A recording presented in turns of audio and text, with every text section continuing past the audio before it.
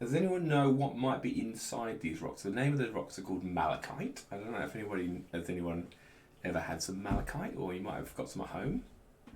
Does anyone know what's inside it? Because ancient people certainly knew what was inside.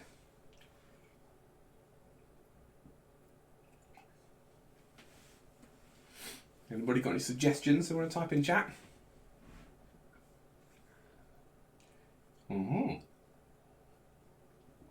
Fossils is a good idea, actually. So Laura, the fact that these rocks look like they have sort of weird layers to them, a lot of rocks that have fossils come with layers and patterns, yeah. But these ones aren't fossil rocks, or not that I know of anyway. Oh my god, who is Lewis, Wheelies and Mates? Oh, that's Lewis and Charlie and Kai. You are right. These are copper containing rocks.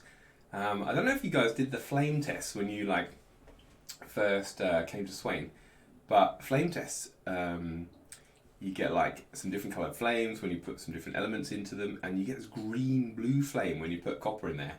And so, yeah, the greeny blue colour is quite characteristic of copper. So I'm going to tell you a little story about these rocks. Let's start the story. So we have to go back in time quite a long way, and I thought I'd put this little timeline up here. Who's the first person to say copper? They get a pencil. So first person to say copper was I think it was Lewis, Wheelies and Mates. So Lewis, Wheelies and Mates, you get a pencil. Good work. Right, so I'll write down with a pencil who's got the pencil so far. So here's my little timeline of how far back we're talking today. So this is a timeline of what's called the Common Era. So if you take from the year 2000, then go back 2,000 years to around the time of the Romans, what you usually write as the year 0. What happened to my hair? Caden, my hair has gone for the coronavirus time. I thought I'd better shave it all off to keep the coronavirus away. So here's you don't have to do that yourself, by the way, to keep the coronavirus away. It's not really necessary. Well, I'd be interested to see what Caden looked like with the egghead.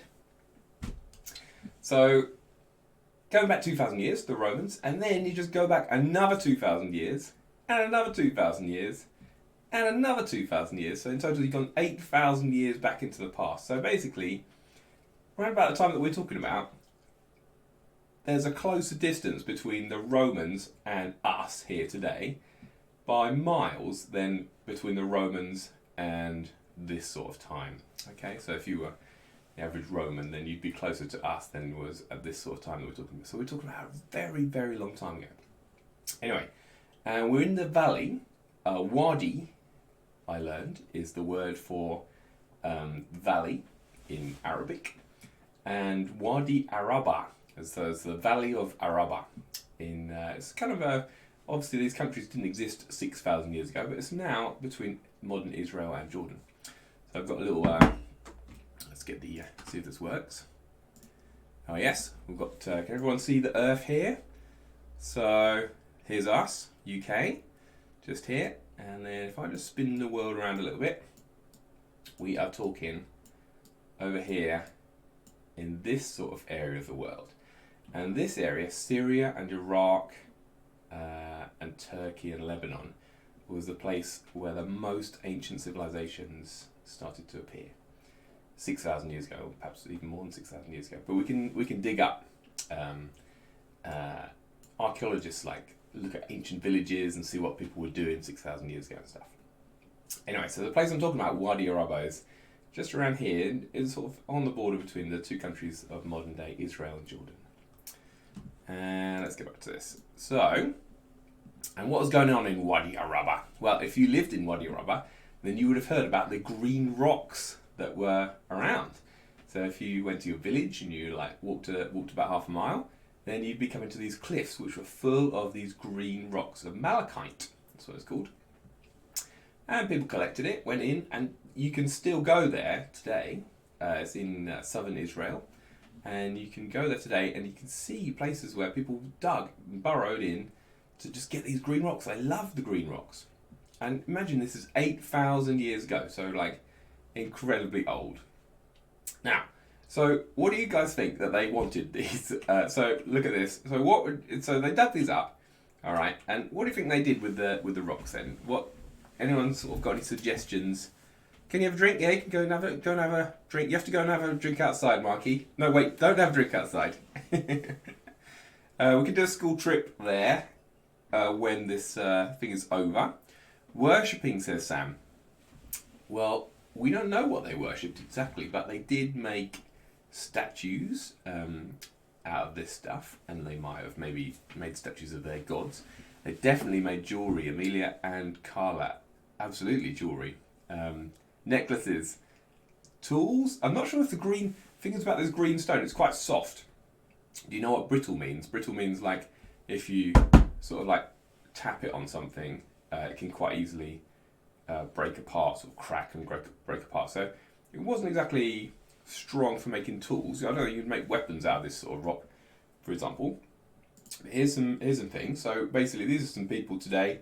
You can still go there. You can still find this green stuff. Imagine like going around your house and finding some of this green stuff in your back garden. And they polished it. So the rocks I showed you. So these are the rocks as they come straight out of the ground. But then the ones I showed you on the first slide there, they're more polished up ones. So you just polish it to make them look pretty. They made statues out of it because we can still find some like 8,000 year old statues have been dug up from this area in the villages. And they even crushed it up to make like a paint of Minecraft. I bet loads of you play Minecraft, and you probably maybe just mined copper in Minecraft. I don't exactly know how that works, but Lily, you can't miss Charlie. That's like that's a given. So nobody misses Charlie. We've all had quite enough of Charlie this year, so we'll have a little bit of a Charlie marching break. Sorry, Charlie, I've been a bit rude. Anyway, so yeah, they can make some paint out of it. Basically, they crushed it into a powder, mixed it up with some water, and they used it to paint their sort of whatever they were making. Maybe they painted their room green. Yeah, it only came in green though, so it was greeny blue, so there was no different colours, sadly. So anyway, it was pretty valuable, and here's some example of the sort of jewellery that they might have made. We found some of these beads. These are modern ones, but archaeologists have found these beads. So it's pretty cool stuff. Malachite. But what they really like to do, somebody said it up there in the chat earlier, they like to sell it. I can't remember who it was that said it in the chat. That was oh yeah, Sophie says, did they sell them? So that's right, Sophie. So basically, here's the little village, and it was only in this village. Like, you couldn't find green rocks anywhere else, but it was only in this village here. And there was only a few places in the world that had this green rock. But so basically, but they did know some people that had quite a lot of cash. They were quite rich, and they lived up here in the Beersheba Valley. This is like the Israeli spelling, but I think it's called, well, I don't know how you spell it exactly, but Beersheba. And they had loads of money, so they took it on donkeys, on the backs of donkeys, and I reckon it was probably about, I just plugged this into Google Maps earlier to see how far it would be. It was about 228 kilometres, so basically we know this because we've excavated, or people have excavated the village down in Wadi Araba to find evidence of, and the copper is still, lots of it is still there in the cliffs, and we've been to Beersheba and we've found the same rock, but that doesn't exist naturally anywhere around Beersheba. So it must have been taken from Wadi Araba to Beersheba probably by donkey. 3 or 4 days trip. They schlepped it all the way over there to sell it. Presumably they got loads of money, because the people here in Beersheba had a special secret. Nobody else knew what to do with this rock. Now this comes into what Sam was saying earlier. The rock had, and they weren't telling anybody else either. you wouldn't tell anybody else if you knew how to do this, and it was going to make you. It was going to make you extremely rich. So here's what their secret was, and this is where a little bit of science comes in. So what's in this rock? So here's the rock that comes out here, and I'm going to use my periodic table. They can't dye it. Well, maybe, but the thing is, like dyes, Lexi.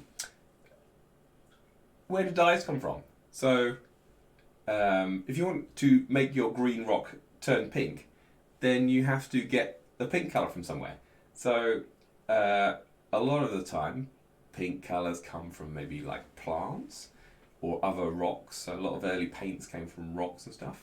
So you need to find some pink rocks to make some sort of pink dye or pink paint. So, yeah, you can't just make any old colour that you like. Well, maybe you can do today, but you couldn't do 8,000 years ago. So anyway, here it is. So this rock, the secret to what the people of Beersheba who were buying it, they paid a lot of money for this rock, and there's a reason. They knew that it had, somebody said it earlier, had copper inside. So it's called a compound. When you get some different elements of the periodic table and you join them together, then you make a compound. And malachite, the rock, has 3 elements in it, and you will be hopefully familiar with some of the elements here. So we've got copper, which is the one that they were after, the one they were buying it in the first place, the reason. And then you've got 2 other elements, carbon and oxygen. And let me show you the periodic table. So if you guys, is it more? That's a really good question, Charlie. Is it more copper than carbon and oxygen? No, it was. I don't know what percentage was actually. So let me just. I'll find that out.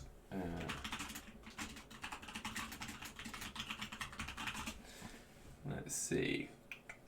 Malachite is a copper mineral, which is 57.48%. There we go. Let's put this up here. 57.48% copper in its purest form. But I guess most of the time, so let's say roughly 50% copper then. So that's like if it's really pure and it's got less of the other stuff in it, then it'll be 57.48. But let's say roughly 50-50 copper and various other stuff. Now, Sophie, how much did the malachite cost? It was before the invention of coins, so they didn't even know what coins were at that time, 6,000, 8,000 years ago. So they probably would have had to like say, I'm going to give you 2 goats for 3 bags of green rock. It's called bartering. So we didn't have a proper currency system, or maybe they had some other valuable stuff to. What's more valuable than 2 goats? I don't know. So anyway, thanks for the question, Charlie. That's a really good question. So it's about 50-50 copper in there. Now, I was going to show you my little periodic table, God. So let me get this out here. The periodic table.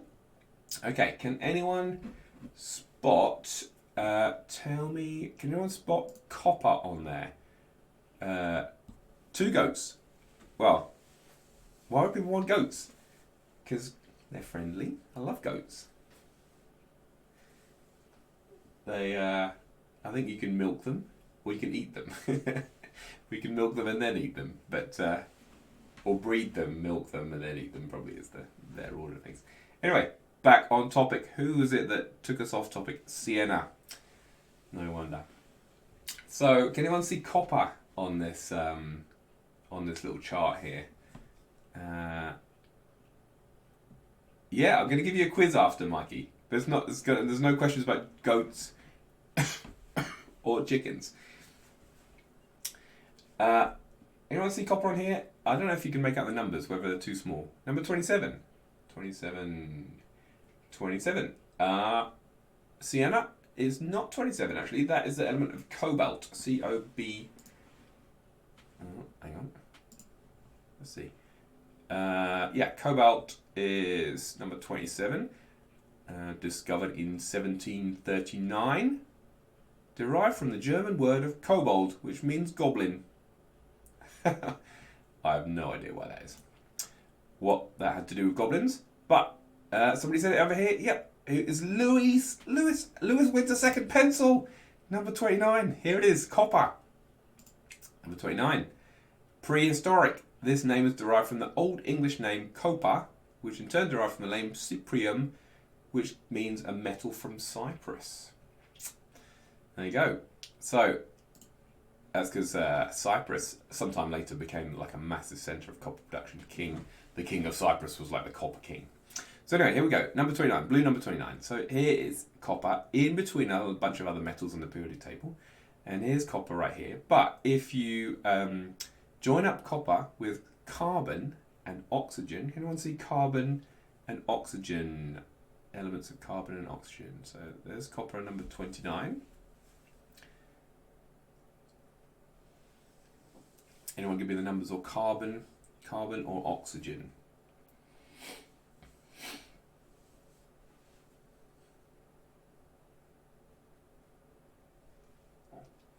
Number 8 says Sophie.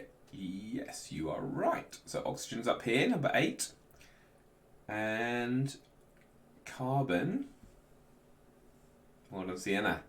It's number 6 over here. So these 3 elements join together. So if you take all of them 3 and stick them together, so a bit of carbon, a bit of oxygen, a bit of copper, you get the green rock, you get malachite.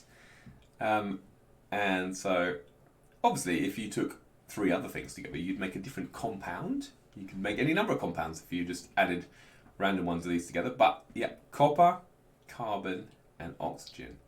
Now, obviously the people didn't want the carbon and the oxygen because they were pretty useless to them, but they did want the copper.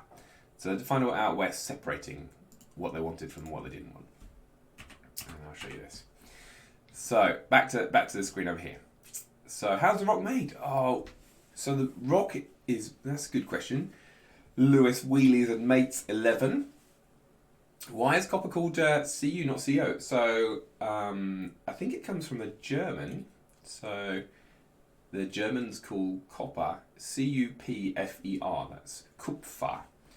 And maybe it was a German scientist. So like people discovered different elements from all over Europe, basically. So a lot of European people in different countries. So French, some of them discovered by French people, Swedish people, German people. So I think it's discovered in a different country.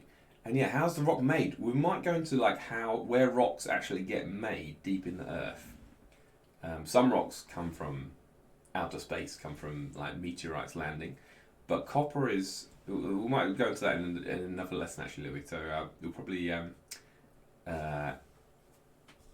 we won't go into that right now. But yeah, basically it's been bubbling underneath the surface in the molten magma of the earth. That's how a lot of these rocks get produced. So anyway, somebody has stuck together the copper, the carbon, and the oxygen, and the people in Beersheba were buying it because they knew how to get the copper metal out. And we found the 3 elements on the periodic table. So basically what they wanted to do, so this is a little diagram. It's not super accurate, but you get the idea. So here's copper, the carbon, and the oxygen, all stuck together. It's not mouldy. It looks brilliant. I love a bit of rock that looks like that. And you see what happens when you polish it up. So here's copper, carbon, and oxygen all stuck together. And that's called a compound. And what they want to do is they want to purify the copper, which means they needed something to get rid of this and this. Next lesson. Well, if this one goes all right and a few people do my quiz, then I'll do another one tomorrow. So I'll do one every day. So they want to get rid of the copper and the oxygen, to get rid of that. And that gives them with the lovely, lovely copper metal.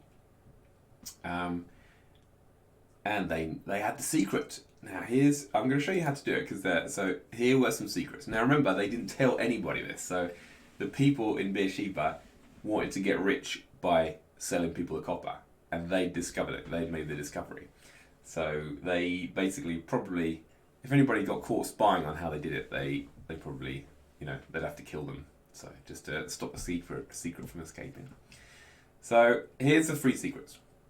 And nobody else had done this with the green rock. So they crushed up the green rock. They put it in a very hot fire. It needed to be over 1,000 degrees. Now a regular fire is probably like 500-600 degrees. So they needed to get it hotter than just your regular, fire in the woods or whatever.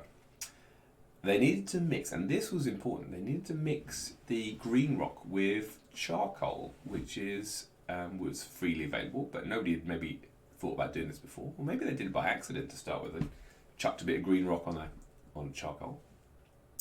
And the other thing was that they needed to keep it away from air, so they weren't allowed to get to mix with air. So they had to just like put a lid on their fire.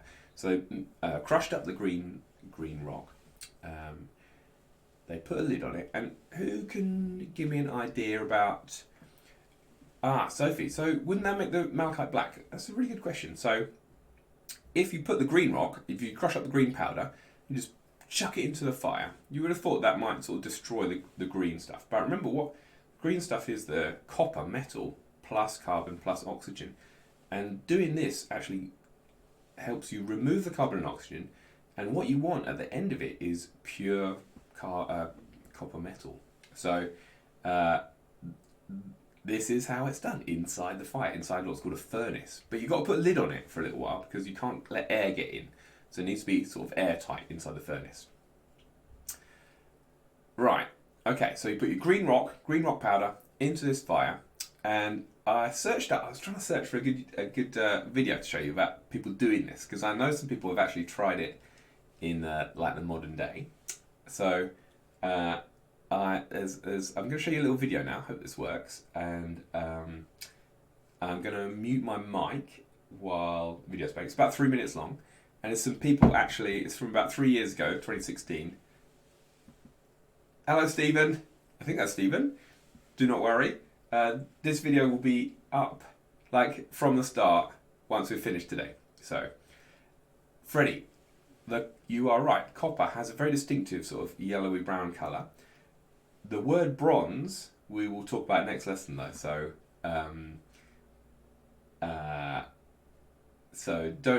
So it is linked to bronze, yeah. So when you say copper is a bronze colour, that's right. So it's not the green colour of the rock. Copper, you expect it to be like a yellowy brown colour.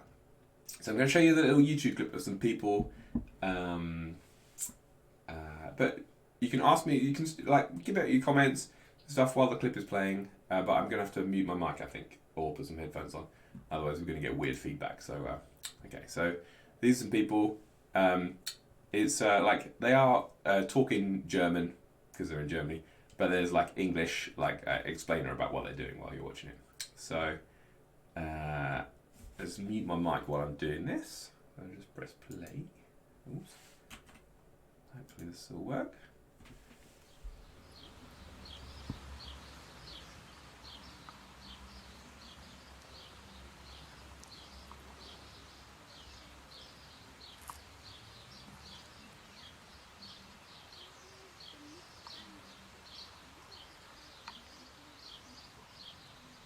Also, wir werden heute versuchen, mittels Lungenkraft mit 3 oder 4 Bläsern Malachit, ein Kupfercarbonat, zu metallischem Kupfer zu reduzieren.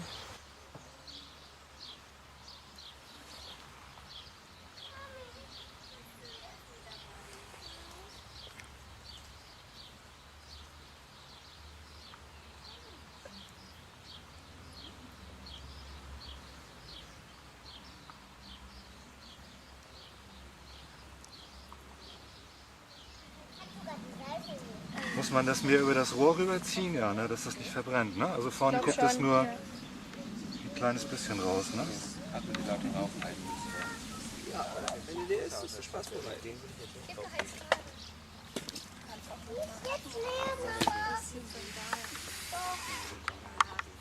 Bei der Holzkohle, die mit in die Pellets kommt, geht es auch darum, dass damit eine Kohlenmonoxidatmosphäre geschaffen wird, direkt neben dem Malachit, wo das O2, das aus dem Malachit austritt, dann eben gleich wieder gefangen wird und der Sauerstoff dann eben auf diese Art nicht mehr ins Kupfer zurück kann.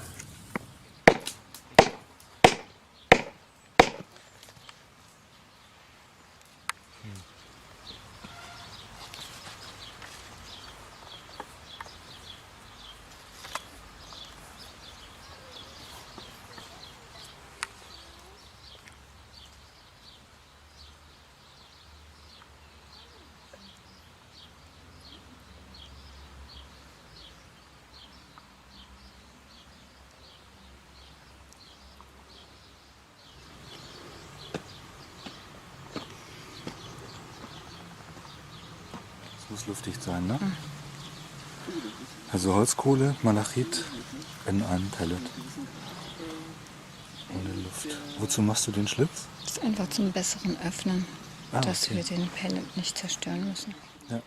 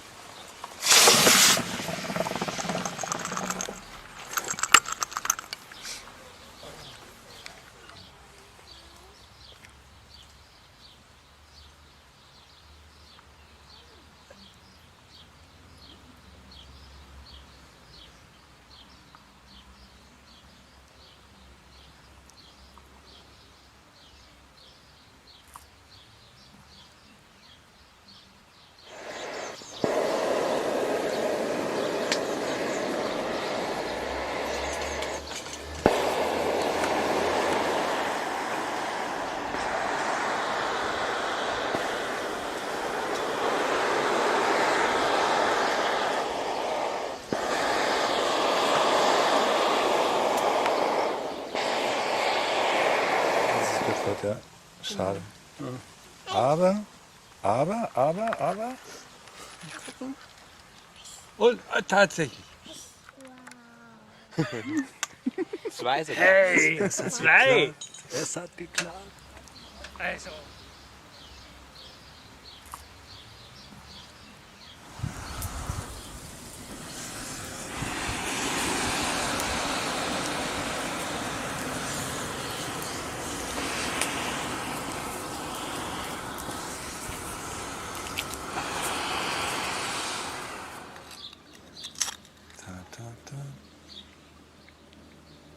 Nicht mehr. Ich bin aber enttäuscht. Aha. Ist das Kupfer? Ja. Sehr gut. Mit einer dicken Oxidschicht hier. Ah, deswegen. Weil das sah so aus wie beim ersten Mal. Wir haben einen schwarzen Stein gemacht. Toll! Alright, well, I hope you enjoyed watching that little video clip there. So that's what they made just from putting the green crushed up rock into that. Have I turned it? Yeah. And heating it. So a couple of really good questions. So what was the blowing all about? So when you blow on a fire, you give it extra oxygen and the flames burn more fiercely. And remember, regular fire, 500 to 600 degrees C, they need to get that temperature up to 1,000 degrees C for the chemical reaction to occur. And once you get to 1,000, basically the charcoal steals off. Remember what I was talking about the... let's get rid of the clip a second. So once you get to 1,000 degrees C, the charcoal steals this and steals this away from the copper, and that leaves the copper left on its own, pure copper, and that's why those nuggets are there at the end there. So charcoal plus a lot of heat, very hot fire with the charcoal, and you need to make sure there's no oxygen there because the oxygen will stick back onto the copper and make copper oxide. So you need to try and... How do they make sure no... How do they make sure no air got to the actual mixture itself? What did they put it in? What are those little balls made of?